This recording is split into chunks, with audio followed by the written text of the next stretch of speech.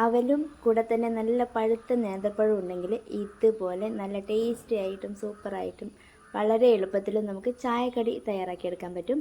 അപ്പം നിങ്ങൾക്ക് വീഡിയോ ഇഷ്ടപ്പെടുകയാണെങ്കിൽ സപ്പോർട്ട് ചെയ്യുക, ലൈക്ക് ചെയ്യുക, നിങ്ങളുടെ അഭിപ്രായങ്ങളും പറയുക. പെട്ടെന്ന് തന്നെ വീഡിയോയിലേക്ക് പോകാം. ഇതിനായിട്ട് ഒരു പഴത്തിൻ്റെ പകുതി ഭാഗമാണ് കേട്ടോ എടുത്തിട്ടുള്ളത്. ഒരു നേന്ത്രപ്പഴത്തിൻ്റെ പകുതി ഭാഗം ഇതുപോലെ കട്ട് ചെയ്തിട്ട് എടുത്തിട്ടുണ്ട്. അതിലേക്ക് ഒരു കപ്പ് അല്ലെങ്കിൽ ഒരു 1/4 കപ്പോളം ഗോതമ്പ് പൊടിയാണ് എടുത്തിട്ടുള്ളത്. അതുപോലെ തന്നെ 2 ടേബിൾ സ്പൂൺ പഞ്ചസാര ചേർത്തിട്ടുണ്ട്. ഇനി ഇതിലേക്ക് ഒരു നുള്ള് ഉപ്പ് കൂടി ചേർത്തിട്ടുണ്ട്. ആ ഒരു മധുരം ബാലൻസ് ചെയ്യാൻ വേണ്ടിയിട്ട്, നല്ല കളറായിട്ട് ഇരിക്കാൻ വേണ്ടിയിട്ട് കുറച്ചൊരു മഞ്ഞൾപ്പൊടി ചേർത്ത് കൊടുക്കുന്നുണ്ട്. ഇത്തിരി മാത്രം ചേർത്ത് കൊടുത്താൽ മതി. അതുപോലെ തന്നെ 1/2 കപ്പ് വെള്ളം കൂടി ചേർത്ത് കൊടുക്കുക, അല്ലെങ്കിൽ ഒരു 1/2 ഗ്ലാസ് വെള്ളം കൂടി ചേർത്ത് കൊടുക്കുക. നല്ല പേസ്റ്റ് രൂപത്തിൽ ഇതൊന്ന് അടിച്ചെടുക്കാം. ഈ ഒരു രൂപത്തിലാണ് നമ്മളിവിടെ അരച്ചെടുത്തിട്ടുള്ളത്. ഈ ഒരു പാകം കറക്റ്റാണ്. ഇനി നമുക്ക് ഒരു പാൻ വെച്ച ശേഷം അതിലേക്ക് 2 ടീസ്പൂൺ നെയ്യ് ചേർത്ത് കൊടുക്കാം. അതൊന്ന് ചൂടായിട്ട് വരട്ടെ. നമ്മുടെ നെയ്യൊക്കെ ഉരുകി വന്നിട്ടുണ്ട്. ഇനി ഇതിലേക്ക് 2 നേന്ത്രപ്പഴമാണ് ഞാനിവിടെ എടുത്തിട്ടുള്ളത്. അത്യാവശ്യം നല്ല വലുപ്പമുള്ള നേന്ത്രപ്പഴമാണെങ്കിൽ 2 എണ്ണം മതിയാകും.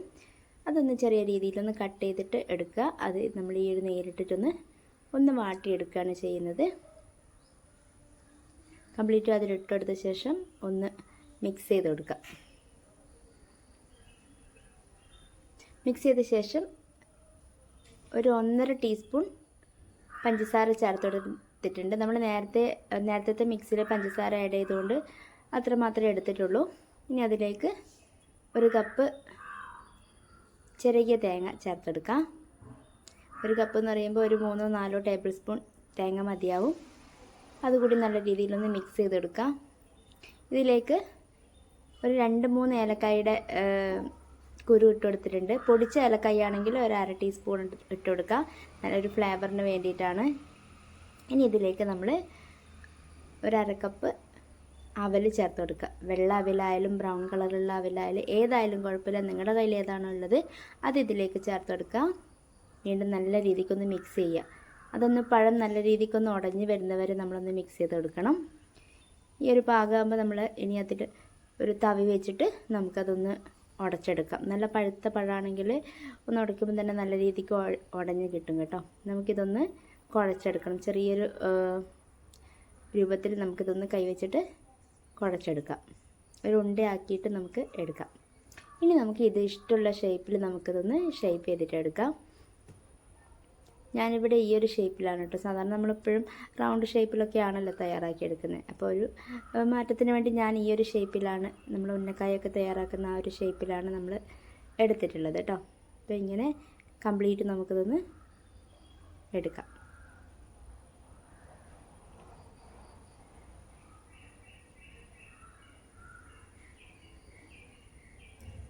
കംപ്ലീറ്റ് നമ്മളിവിടെ തയ്യാറാക്കി എടുത്തിട്ടുണ്ട്. ഇത്രയാണ് നമുക്ക് കിട്ടിയിട്ടുള്ളത് കേട്ടോ. ഇനി നമുക്ക് ഒരു പാൻ വെച്ചിട്ട് അതിലേക്ക് എണ്ണ ഒഴിച്ച് കൊടുക്കുക. നന്നായി ചൂടായി വരുമ്പോൾ ഓരോന്നും ഇതിലേക്ക് നേരത്തെ ചെയ്ത് വെച്ചിട്ടുള്ള മിക്സിലേക്കൊന്ന് മുക്കിയിട്ട് എണ്ണയിലേക്ക് ഇട്ട് കൊടുക്കുക കേട്ടോ. ഒത്തിരി നേരം നമ്മൾ ഇത് എണ്ണയിലിട്ടിട്ട് വറുത്തെടുക്കേണ്ട ആവശ്യമില്ല. ഇത് ഓൾറെഡി നമ്മളൊന്ന് വാട്ടിയെടുത്തതാണ്. അപ്പോൾ അത്രേ വേവിൻ്റെ ആവശ്യമായിട്ട് വരുന്നുള്ളൂ. അപ്പം ഒന്ന് മൂപ്പിച്ചെടുക്കുക. തിരിച്ച് മറിച്ച് വിട്ടിട്ട് 1-2 സൈഡ് ഒന്ന് മൂപ്പിച്ചെടുത്താൽ മതിയാവും. ഇട്ട് കൊടുത്ത പാടെ നിങ്ങൾ തിരിച്ചിടരുത്. അതൊന്ന് ആ ഒരു ഭാഗമൊക്കെ ഒന്ന് ഇതായി വരുമ്പോൾ നമുക്കതൊന്ന് മറിച്ചിട്ട് കൊടുത്തിട്ട് വീണ്ടും ഒന്ന് മൂപ്പിച്ചിട്ടെടുക്കാം. ഇപ്പം ഏകദേശം റെഡി ആയിട്ടുണ്ട്. ഈ ഒരു കളറൊക്കെ ആകുമ്പോൾ, അല്ലെങ്കിൽ കുറച്ചും കൂടെ നിങ്ങൾക്ക് മുരിഞ്ഞിട്ടാണ് ഇഷ്ടമെങ്കിൽ ഒരു 1-2 സെക്കൻഡും കൂടെ ഒന്ന് വെച്ച ശേഷം നിങ്ങൾക്കിതൊന്ന് എണ്ണയിൽ നിന്ന് കോരിയെടുക്കാം. വീണ്ടും നമ്മൾ അതുപോലെ തന്നെ ഇട്ട് കൊടുത്തിട്ടുണ്ട്. ഞാനിവിടെ 2 ട്രിപ്പായിട്ടാണ് തയ്യാറാക്കിയെടുക്കുന്നത് കേട്ടോ. അത്യാവശ്യം വലിയ പാത്രമാണെങ്കിൽ ഒറ്റ ട്രിപ്പ് തന്നെ തയ്യാറാക്കിയെടുക്കാൻ പറ്റും. അപ്പോൾ അത് ഇവിടെ റെഡി ആയിട്ടുണ്ട്. ഞാൻ 2ാമത്തെ ട്രിപ്പ് കുറച്ചും കൂടെ മൊരിയിച്ചിട്ടാണ് കേട്ടോ എടുത്തിട്ടുള്ളത്. ആദ്യത്തേക്കാളും കുറച്ചും കൂടെ ക്രിസ്പി ആക്കിയിട്ടാണ് 2ാമത് എടുത്തിട്ടുള്ളത്. ഈ ഒരു രീതി ആകുമ്പോൾ നല്ല ടേസ്റ്റ് ആയിരിക്കും കേട്ടോ. നിങ്ങളെല്ലാവരും ഇതൊന്ന് ട്രൈ ചെയ്ത് നോക്കുക.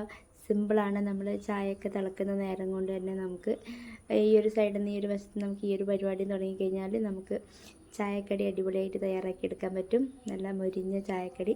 അപ്പോൾ ഇതുപോലെ എല്ലാവരും ട്രൈ ചെയ്ത് നോക്കുക. കൂടുതൽ വീഡിയോ ആയിട്ട് വരാം.